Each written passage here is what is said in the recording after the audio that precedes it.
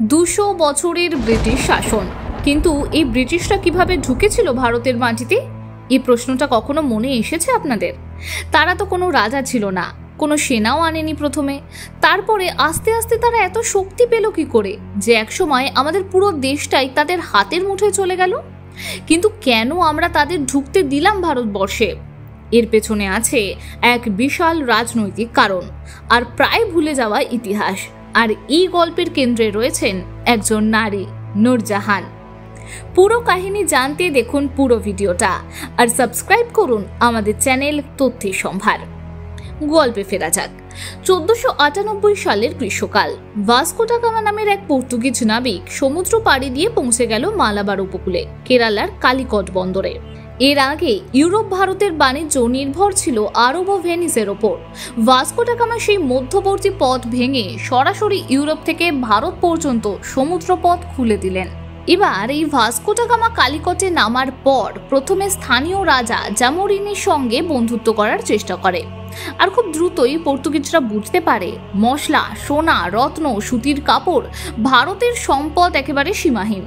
আর সেই সম্পদের দিকে তারা ঝাঁপিয়ে পড়ল। ব্যবসার নামে আসলেও তাদের উদ্দেশ্য ছিল একটাই, সম্পূর্ণ দখল আর শোষণ করা। গোয়া ছিল তাদের প্রথম বড় ঘাঁটি। 1510 সালে আফনাসো দে আলবুকার্কের নেতৃত্বে পর্তুগিজরা গোয়া দখল করে নেয়। আর গোয়া দখলের পর থেকে শুরু হয় তাদের ভয়ঙ্কর শাসন। তারা শুধু কিন্তু বাণিজ্য করেনি, তারা রক্তের বন্যা বয়ে দিয়েছিল। হাজার হাজার মানুষকে খ্রিস্টান ধর্মে ধর্মান্তরিত করা হয়েছিল জোরপূর্বক। যারা মানতে চাইতো না তাদের ওপর নেমে আসতো অকথ্য নির্যাতন। গির্জা বানানোর জন্য মন্দির ভাঙা হয়েছিল। অসংখ্য হিন্দু ও মুসলিম মন্দির, মসজিদ ধ্বংস হয়েছিল তাদের হাতে। কালিকট, কোচিন সব জায়গায় তারা জাহাজ থামাতো। কিন্তু তারা সাধারণ ব্যবসায়ী ছিল না, কারণ আরব আর গুজরাটি ব্যবসায়ীরা তখন সমুদ্র পথে মশলার ব্যবসা চালাতো। পর্তুগিজরা এসে সরাসরি তাদের পথ আটকাতে শুরু করলো। সমুদ্রপথে টহল বসিয়ে দিল, যাতে কোনো ভারতীয় বা আরব জাহাজ যদি তাদের অনুমতি ছাড়া চলতো তবে তারা আক্রমণ করত। জাহাজ লুট, মানুষ হত্যা, নারী পুরুষকে দাস হিসেবে ধরে নিয়ে যাওয়া, এসব ছিল প্রতিদিনের ঘটনা। এবার আপনাদের মনে হতে পারে আমি এত পর্তুগিজ ইতিহাস কেন বলছি।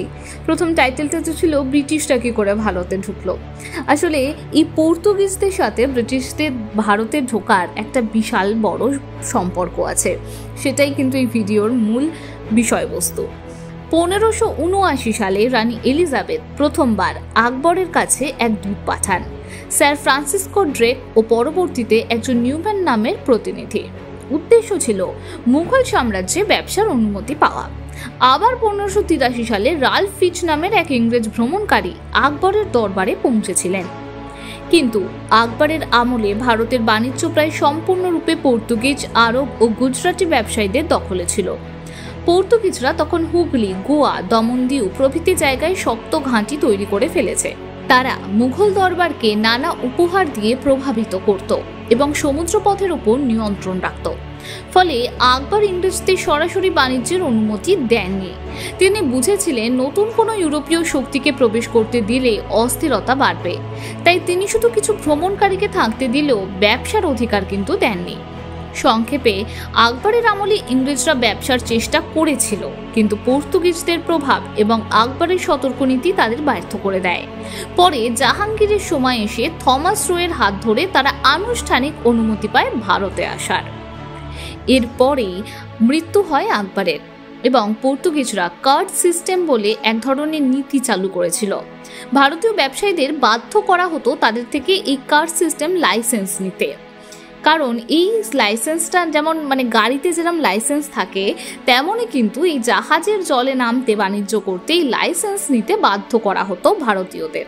আর কারা করতো? পর্তুগিজরা, যেটা ছাড়া জাহাজ নিয়ে সমুদ্রে নামতে পারতো না। যেন আজকের দিনে রাস্তায় বের হতেই পুলিশকে ঘুষ দিয়ে পারমিট কিনতে হবে। যারা দিত না তাদের জাহাজে আগুন ধরিয়ে দেওয়া হতো, নাবিকদের হত্যা করা হতো। হিন্দু মুসলিম কারো প্রতি তাদের দয়া মায়া ছিল না। পর্তুগিজ নথিতে আজও লিপিবদ্ধ আছে তারা কিভাবে কেরালার উপকূলে একবার 600 ভারতীয়কে জীবন্ত পুড়িয়ে দিয়েছিল, কারণ তারা পর্তুগিজ শাসন মানতে অস্বীকার করেছিল। অনেক সময় বন্দি জাহাজের নাবিকদের দড়িতে বেঁধে গঙ্গায় বা আরব সাগরে ফেলে দেওয়া হতো। হুগলির সঙ্গে এদের সংযোগ শুরু হয় 16 শতকে। প্রথমে তারা এখানে ব্যবসার ছুতোয় আসে।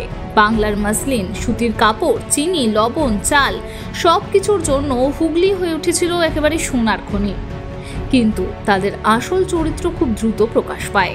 তারা গড়ে তোলে দুর্গ, বসতি, এমনকি চার্চ। ধীরে ধীরে তাদের কার্যকলাপ ভয়ঙ্কর রূপ নেয়।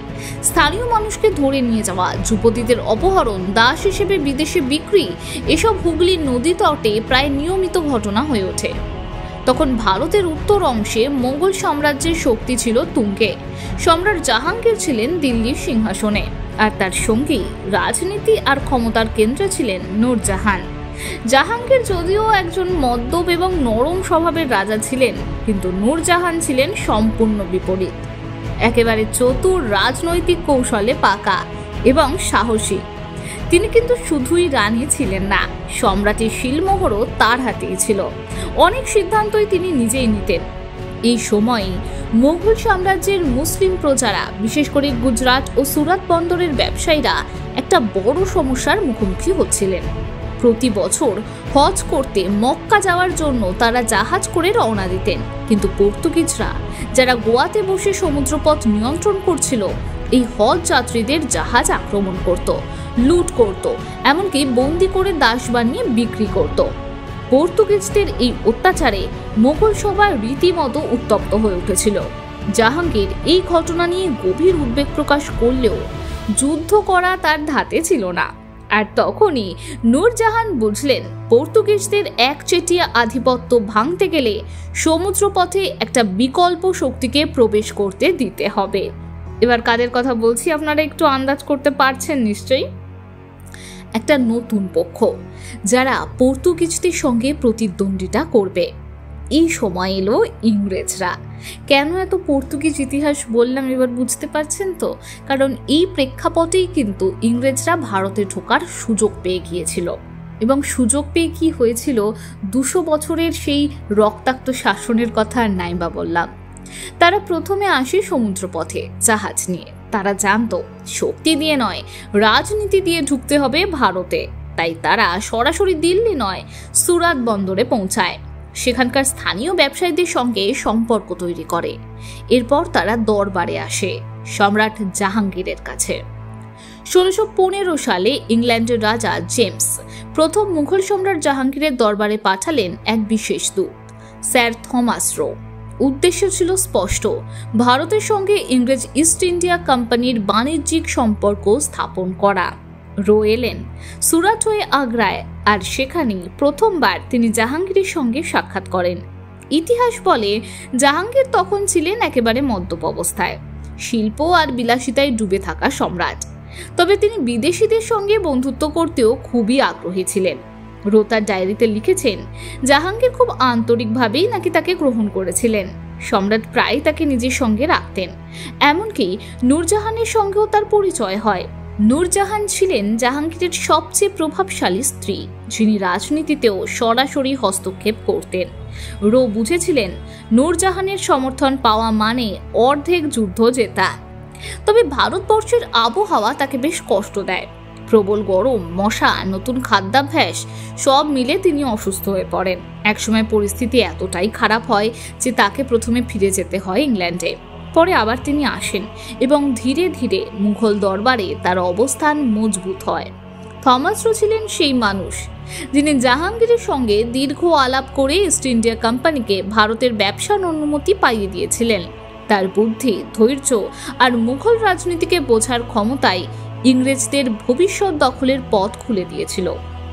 নূরজাহান তখন খুব কাছ থেকে পরিস্থিতি পর্যবেক্ষণ করছিলেন। তিনি দেখলেন ইংরেজদের যদি সঠিকভাবে ব্যবহার করা যায় তাহলে তারা পর্তুগিজদের ক্ষমতা ভাঙতে সাহায্য করতে পারে। সুতরাং নূরজাহান ইংরেজদের পূর্ণ অনুমতি দিলেন সুরাটে একটি ছোট্ট কারখানা তৈরি করতে। এটি ছিল ইস্ট ইন্ডিয়া কোম্পানির প্রথম পা ফেলার সুযোগ। তখনকার ব্রিটিশ ব্যবসায়ীরা কিন্তু খুব শান্ত স্বভাবের ছিল না। তারা জানতো ব্যবসা করতে হলে স্থানীয় রাজাদের হাতের মুঠোয় রাখতে হবে। উপহার, উপঢৌকন এসব করে তারা সম্পর্ক তৈরি করলো আর এগুলোকেই অস্ত্র বানিয়ে ফেললো। আর সেই সময় মুঘল দরবারের রাজনীতি ছিল কিন্তু বেশ জটিল। নূরজাহানের পক্ষে ছিল একটা গ্রুপ আর শাহজাহানের পক্ষে আরেকটি। ইংরেজরা যখন বুঝল জাহাঙ্গীর ধীরে ধীরে দুর্বল হয়ে পড়ছেন, তারা আরও গভীরভাবে ঢুকে পড়ল। তারা মুঘল প্রশাসনের নিচের স্তরে দালাল নিয়োগ করলো, স্থানীয় ব্যবসায়ীদের সঙ্গে যৌথ উদ্যোগে কাজ শুরু করলো। তখনকার অনেক হিন্দু বণিক যারা গুজরাট, বিহার, বাংলার সমুদ্র বন্দর থেকে বাণিজ্য করতেন, তারাও ইংরেজদের সমর্থন করতেন। পর্তুগিজদের চেয়ে এই নতুন শক্তি কম নিষ্ঠুর মনে হতো। 1620 সালের দিকে ইংরেজরা একটা বড় সুবিধা পায়। তারা মুঘলদের কাছ থেকে সরাসরি ফরমান বা রাজ আদেশ নিতে শুরু করে। তারা বলতো, আমরা তো আপনাদের জন্য ব্যবসা করছি, পর্তুগিজদের মোকাবিলা করছি, তাই আমাদের কর মাফ করা হোক, জমি দেয়া হোক। আর দুর্বল প্রশাসন সেই আবেদন মঞ্জুর করত একের পর এক। এভাবে তারা ভারতীয় উপকূলে একটা একটা করে ঘাঁটি গড়ে তুলল, সুরাট, মাদ্রাজ, বোম্বে, তারপর কলকাতা। অথচ মোগলরা তখনও ভাবছিল, এই ইংরেজরা তো শুধু কাপড় কিনছে, মশলা নিচ্ছে, তারা কি বা করতে পারে। কিন্তু তারা ভুলে গিয়েছিল, এই ব্যবসায়ীরাই একদিন হয়ে উঠবে যোদ্ধা আর তারপর শাসক। নূরজাহান হয়তো এই সুযোগকে কৌশল মনে করেছিলেন। তার দৃষ্টিতে ইংরেজরা পর্তুগিজদের পাল্টা একটা চাবিকাঠি ছিল, কিন্তু ভবিষ্যৎ যে কতটা বদলে যাবে তা তিনি ভাবতেও পারেননি। আজ ইতিহাসের পাতায় আমরা পড়ি পলাশির যুদ্ধ, কোম্পানির শাসন, কর্নওয়ালিস, ডালহাউসি, কিন্তু এর অনেক আগেই কিন্তু মঞ্চ একটু একটু করে তৈরি হয়েছিল। যখন এক রানী মুসলিম জাহাজের নিরাপত্তা নিশ্চিত করতে চাইছিলেন, তখন সেই পথে চুপচাপ ঢুকে পড়েছিল নতুন এক শক্তি, যারা ব্যবসার চেয়ে রাজনীতির প্রভাব বেশি বোঝে। এভাবেই ভারতের ইতিহাসের পাতায় লেখা হয়েছিল এক চুপিসারে বিপ্লবের গল্প, যার শুরুটা ছিল সমুদ্রপথে হজে যাওয়া কয়েকটি মোগল জাহাজের লুণ্ঠনের প্রতিক্রিয়া, আর শেষটা পুরো উপমহাদেশের ভাগ্য বদলে দেয়া একটা ঔপনিবেশিক যুগ। তাই যখন কেউ বলে যে ইংরেজরা আমাদের দখল করেছিল অস্ত্র দিয়ে, তখন কিন্তু সেটা ভুল। তারা প্রথমে জয় করেছিল আমাদের বিশ্বাস, বিভাজনের রাজনীতি এবং সুযোগের সদ্ব্যবহার। আর সেই সুযোগটা সেটা দিয়েছিল আমাদের নিজেদের অস্থিরতা, ভাঙন আর অতিরিক্ত আত্মবিশ্বাস। আর সেই শুরুটা হয়েছিল জাহাঙ্গীরের দরবারে এক ইংরেজ দূতের পানীয় পানের মধ্যে দিয়ে। ইতিহাস কখনো সরল নয়, তাই তা জানা আর বুঝে নেওয়া আমাদের নিজের ভবিষ্যতের জন্য খুব দরকার। তবে এদের রেখে যাওয়া ক্ষত আজও ইতিহাসে স্পষ্ট। গোয়া, কালিকট, হুগলি, যেখানেই পর্তুগিজরা গিয়েছিল সেখানেই তারা লুট, হত্যা আর ধর্মান্তরের কালো দাগ রেখে গেছে। আর ইংরেজরা কি করেছে সেটা তো আপনারা জানেনই।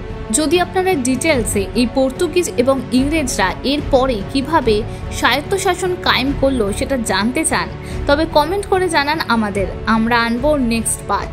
ভিডিওটি ভালো লাগলে লাইক, শেয়ার, কমেন্ট করতে ভুলবেন না আর সাবস্ক্রাইব করুন আমাদের চ্যানেল তথ্যের সম্ভার।